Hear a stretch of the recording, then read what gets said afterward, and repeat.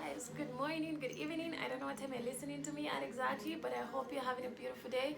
And we had started an amazing series that's Conversations with Future You, and we had been discussing why the divorce cases are shooting up. So my friend and I had been here for the last couple of weeks, and we had talked about submission. We had talked about how the woman's money is her money and the husband's money is his money, and we had discussed how that is actually a contributing factor to the divorce cases. So change your mindset, get back to that video, try and pick up one or two from that conversation, which I think is very important, especially for us ladies. And today I wanted us to discuss peer pressure, and I think it's one of the causes of divorce cases, and it's rising like, oh my lord, it's just crazy. And I think the reason is we kind of don't really know what we want, and I'm sorry to say, but we are just in a confused state right now. Our generation, we are just like, where the wind blows is where we go.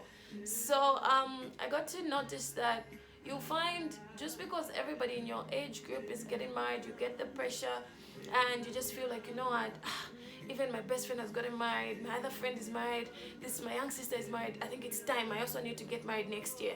And so even if there's no suitable suitor for you, you end up just finding any Jim and Jack that looks at least possibly marriage material, and you jump into that marriage not really knowing who the person is, him not knowing who you really are. And so the motives of getting into that relationship actually cause problems when you get there. The other reason is we find ladies, you get to attend one or two weddings, and you just love the excitement that's at the wedding. You look at the wedding dress, the way the bridal shower is looking, the way the bridal party is dancing, and everything just excites you. And you look at the gifts and you're like, I think I want this to be mine as well. It has to be my turn. And so you end up jumping into marriage not because you actually want to get married, but because of the excitement that surrounds the wedding day itself.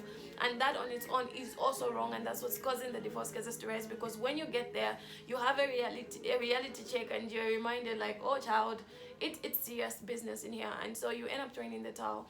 The other reason is we find that we get to, maybe I could maybe genuinely want to get married, I've met the right person, and we've made these plans, but then I get to attend a wedding and I just see how things are glimmering, how the glitter is all over and everything looks so beautiful.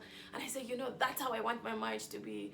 I look at the state where I am financially, and my suitor, we can't afford maybe even what we are looking at. We could only afford half of that. And so I get to start pressurizing my suitor. No, you know what? We should have that wedding. And so he has to run around, look for monies. He ends up getting a loan. He's owing, you are owing, everybody's owing, and you have that super wedding that you've been looking for. But you get into the marriage and you have a reality check, because you're broke, you're owing money, you're just in a bad place. I mean, not that money is everything, but it does help in the marriage. So you end up finding problems because, if you're not getting the breakfast you usually get, you're not having the lunch you're used to, you just get this whole, people just become, okay, if I'm hungry, I actually have tantrums. Like, my mood changes if I'm hungry or if I don't eat what I want to eat.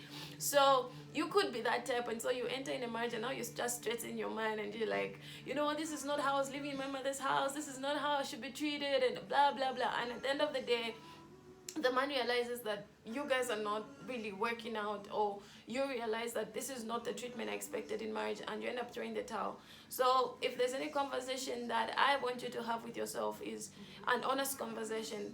Where am I right now financially? Where is my suitor at financially? Or if you're not in a relationship, you should ask yourself, what kind of a marriage would I want? What kind of a suitor would I want? What's my financial plan? How would I want finances to be handled in the home? That financial conversation, you need to have it, and it's very important. You might not realize it, but 3/4 the marriages that are breaking is because of money. It's because of money. Either somebody's owing, either the husband is not bringing the money home, either one of the spouses is working and one isn't, and so she's counting every ounce of dime, of kwacha, of ngwe that he brings home, and if one is missing, it becomes a problem. It's either somebody is not doing their responsibility, their financial responsibility in the house. But if you look at most of the problems, it has money written around it, mostly because maybe you didn't have a conversation with yourself and also with your partner before you got into the marriage.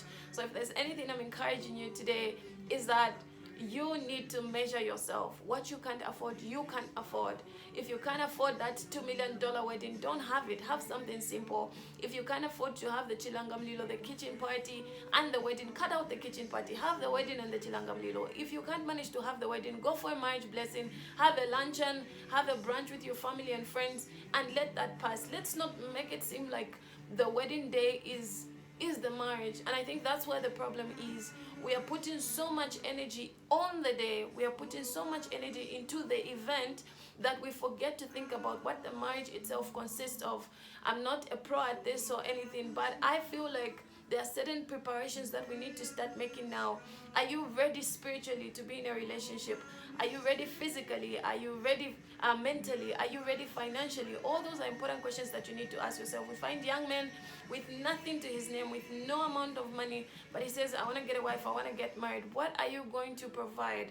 And that's why you have issues in the house, because you want to take children to school, but you can't afford anything. So let's have some honest conversation. I'm not saying have it all figured out. I'm not saying you should have billions of dollars before you decide that, but at least measure yourself and see what's manageable within the state that you are, and then probably improve later as things are going. So I love you guys so much, and I wish you a blessed week. Don't forget to have an honest conversation with self. Don't forget to subscribe, like, share, and I'll see you guys next week.